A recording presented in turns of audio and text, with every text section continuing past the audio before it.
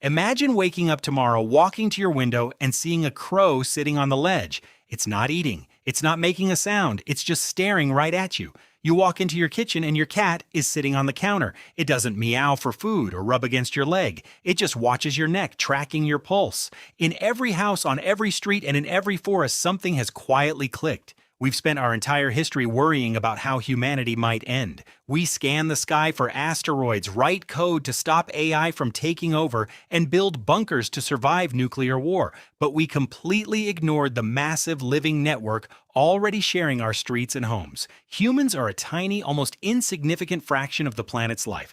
If you look at the dry biomass of the Earth measured in gigatons of carbon, all of humanity combined accounts for just 0.06 gigatons. In contrast, the animal kingdom, bacteria, and insects outweigh us by a factor of thousands. For every single one of us, there are about 2.5 million ants, billions of birds, and trillions of rodents. What if, in a single second, every animal on Earth developed a shared silent intelligence? And what if their only goal was to get rid of us? This wouldn't look like a sci-fi monster movie. Lions wouldn't run blindly into cities to face military tanks. The animal kingdom has spent thousands of years watching us. They know our daily schedules, they understand our systems, and they know exactly how fragile our modern life truly is. This would be a quiet, systematic choking of human civilization, and it starts with the relationships we trust the most.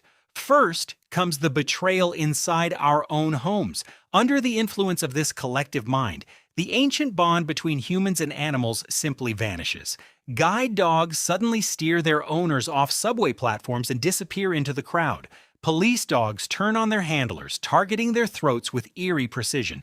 In the countryside, horses kick through stable doors to smash farming equipment, and cattle stampede to trap families inside their homes. Even beloved household pets wait until their owners are asleep to attack. Overnight, the concept of a safe space is gone.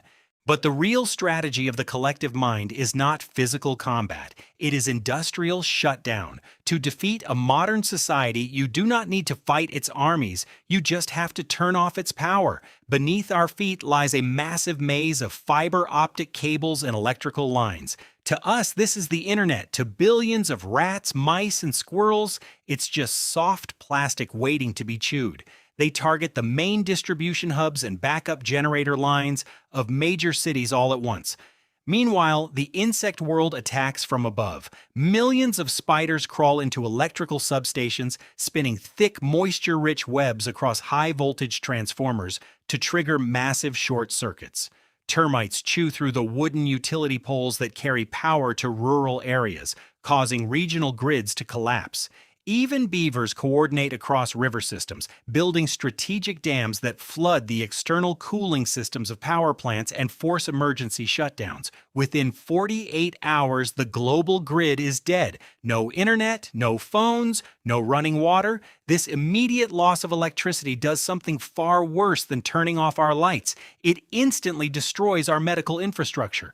Modern medicine relies entirely on a cold chain, a continuous temperature-controlled supply chain. Without refrigeration, global stockpiles of insulin, vaccines, antibiotics, and blood plasma spoil in less than 72 hours. Millions of people living with chronic illnesses, from diabetes to kidney failure, are handed an unspoken death sentence before a single animal even makes physical contact with them. With the power out, they move to freeze our transportation. On land, train networks are paralyzed by the smallest creatures. Millions of snails and slugs crawl onto the tracks of major shipping corridors. As cargo trains pass over them, their crushed bodies create a slick, oily barrier on the steel rails, causing the wheels to lose traction and leading to massive derailments. On our roads, deer, elk, and wild boars stand shoulder to shoulder in the middle of highway bottlenecks, creating living walls. If a car tries to ram through, the crash blocks the road permanently. In the air, the sky becomes a total no-fly zone. Millions of birds form dense clouds directly above airport runways. The moment a jet tries to take off, thousands of them deliberately dive bomb straight into the engines, causing them to explode. Any drone or helicopter sent up to investigate is immediately swarmed by hawks and eagles, which damage the rotors and send them spinning to the ground. Within 3 days, all air travel is grounded. Out on the oceans, global trade stops entirely. Pods of whales and orcas push heavy logs and shipping containers directly into the propellers of cargo ships, shattering their rudders. But the real war is fought in the deep. Sharks have a natural sensory system called the ampullae of Lorenzini, which detects weak electromagnetic fields. Normally, this helps them find prey buried in the sand. Now, they use it to locate the heavy transatlantic fiber optic cables resting on the ocean floor.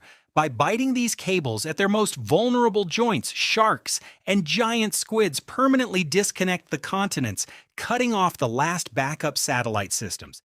In the countryside, our food supply is ruined at the source. Bees, butterflies, and wasps ignore agricultural fields entirely, causing crops to rot unpollinated.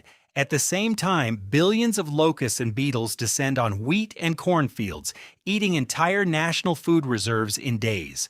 Farm animals break out of their enclosures, destroying equipment from the inside. Cities are left completely stranded with zero incoming food. Store shelves empty in hours, and starvation sets in. By the end of the first week, the war turns biological. The collective mind knows how easily we catch diseases. Rats and mice drown themselves by the thousands inside open city reservoirs.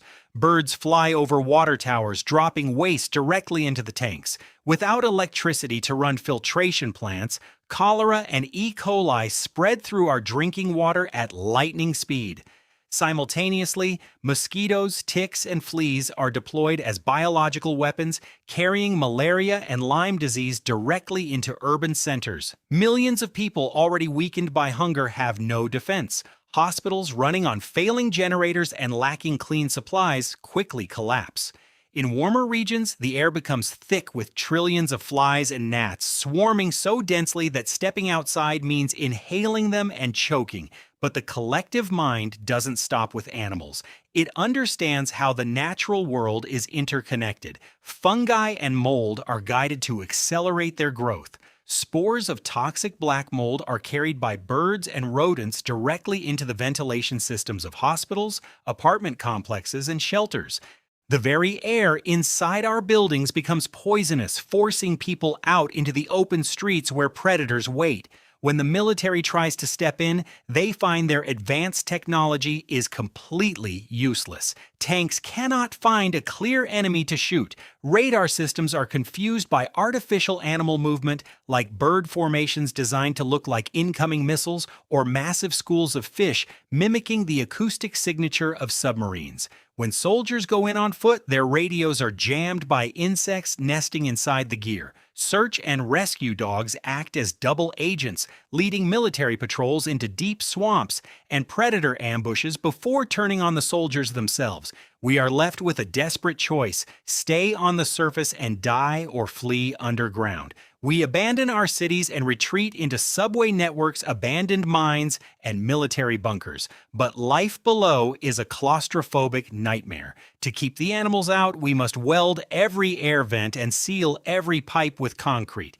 If even a single gap is left open, a swarm of venomous spiders or plague-ridden rats could wipe out thousands of people in a single night. In these dark tunnels, we have to reinvent survival. We grow small hydroponic trays under low-power LED lights and cultivate mushrooms in damp corners. Water has to be filtered through layers of charcoal and sand to keep out parasite eggs. The human voice is reduced to a quiet whisper. We live in near silence, terrified that the vibration might attract burrowing animals like moles and badgers to dig through our concrete walls. As generations pass underground, humanity suffers a slow, quiet intellectual decay. Our digital libraries are gone, stored on servers that rotted decades ago when the power went out. The physical books we carried down into the tunnels slowly disintegrate in the humid, damp air. Within 3 generations, the ability to read and write becomes a rare, specialized skill. Science is no longer practiced, it is remembered through campfire stories. Wikipedia becomes a legendary book of lost magic, and the concept of an airplane or the internet sounds like ancient mythology to children who have never seen a ceiling higher than a concrete arch. Decades pass. The children born in these bunkers grow up without ever seeing the sky or feeling the sun. To them, the surface is a myth, a legendary green world guarded by a sleepless hostile army, and on that surface, the planet heals. Without our factories, the air becomes perfectly clean. Rivers break through our concrete dams, reclaiming their natural valleys. The great cities we built are slowly swallowed by forests. Ivy climbs the sides of skyscrapers, and trees burst through the windows of abandoned offices, their roots anchoring into the steel. The animals have won. They don't celebrate and they don't build monuments. They simply return to their natural places, maintaining the balance we disrupted for thousands of years. The collective mind that united them goes quiet, but it stays awake, listening to the earth to make sure the balance is never broken again. And deep below, the last humans sit around small fires telling stories of a time when we used to walk beneath the clouds. We always thought our end would come from the stars or from machines we built ourselves. We never realized that our survival was just a temporary lease granted by the living world around us, a lease that was canceled the moment we forgot how to share it.